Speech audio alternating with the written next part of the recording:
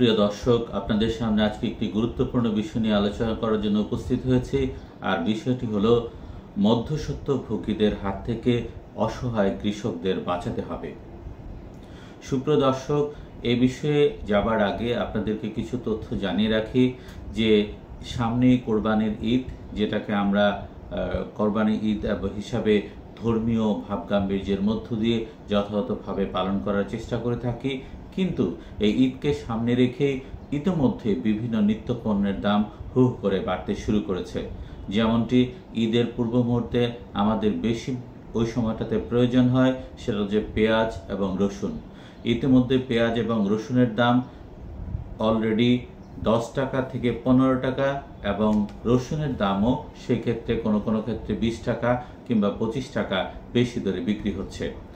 আপনাদের যে জিনিসটা জানানোর প্রয়োজন সেটা হলো যে রাজধানীর বিভিন্ন খোলা বাজার এবং যে কাঁচা বাজার আছে সেই বাজার ঘুরে আমরা দেখতে পেয়েছি যে বিভিন্ন জায়গায় সবজির দাম সেটাও অসহনীয় পর্যায়ে বেড়েছে। যেখানে আমরা দেখেছি যে আমদানি করা পেঁয়াজের দাম এখন আছে 80 থেকে 100 টাকার মধ্যে, যেটা গত সপ্তাহে ছিল 70 থেকে 80 টাকার মধ্যে। তার মানে 20 টাকা বেশি দামে বিক্রি হচ্ছে এই কয়েকদিনের ব্যবধানে।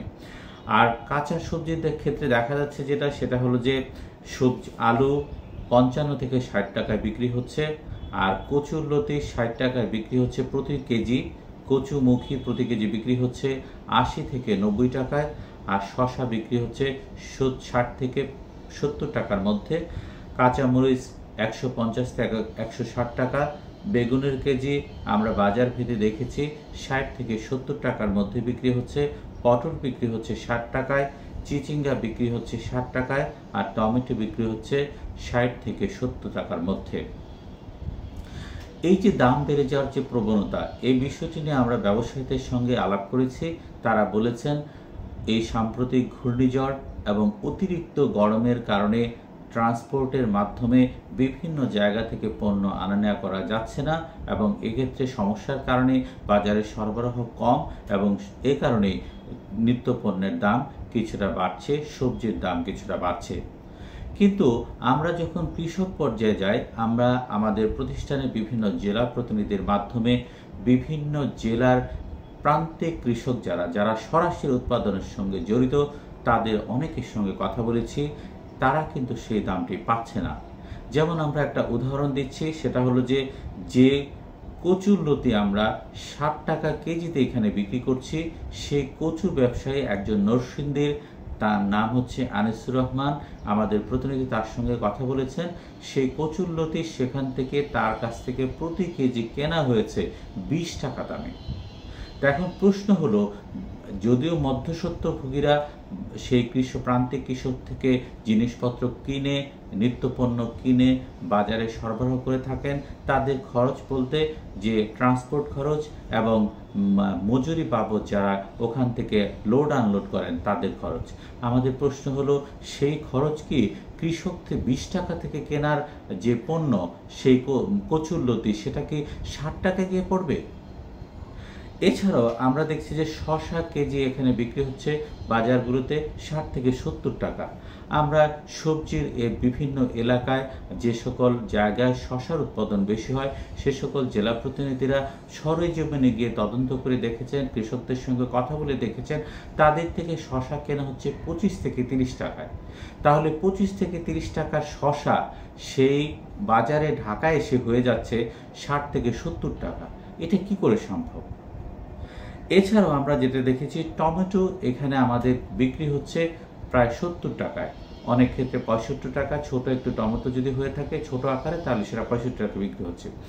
এই টমেটো যারা উৎপাদন করছেন, যারা নরসিংদী আছে, মুন্সিগঞ্জ আছে, দিনাজপুর আছে, এই সকল জায়গায় যারা বেশি পরিমাণে টমেটো উৎপাদন করছেন, সেই টমেটো উৎপাদনকারী প্রান্তিক কৃষকের সঙ্গে যখন আমাদের প্রতিনিধিরা কথা বলেছেন, তারা বলেছেন তাদের কাছ থেকে সেই টমেটো কেনা হচ্ছে 30 থেকে 35 টাকায়।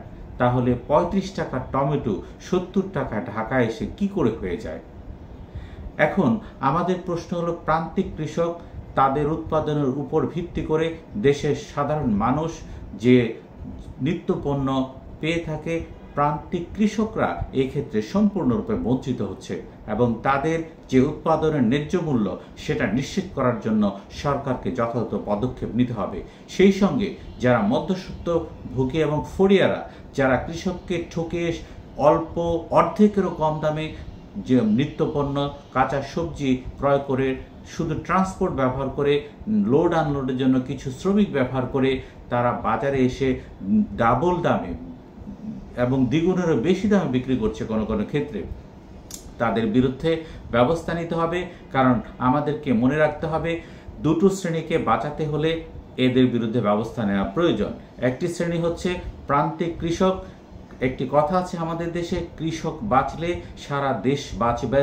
সুতরাং কৃষককে বাঁচাতে হলে তার নিত্যপণ্য এমনভাবে কেনার ব্যবস্থা করতে হবে একদম তৃণমূল পর্যায়ের দোরগোড়া থেকে কৃষকের কাছ থেকে সরাসরি কিনে বাজারে সেটা বিক্রির ব্যবস্থা যাতে করা যায় সে ব্যাপারে তদারকি বাড়াতে হবে।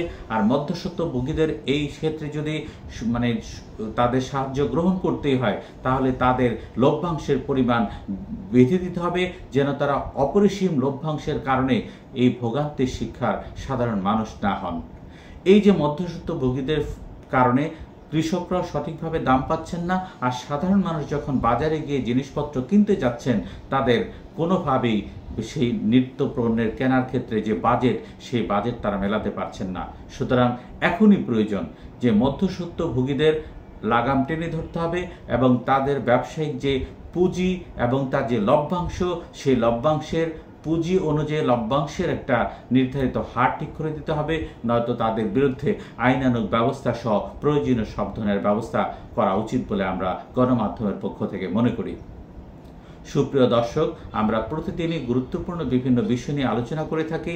আপনারা যদি আমাদের আলোচনার সঙ্গে থাকতে চান তাহলে বাংলাদেশ কণ্ঠ ইউটিউব চ্যানেল সাবস্ক্রাইব করে আমাদের সঙ্গে থাকতে পারেন।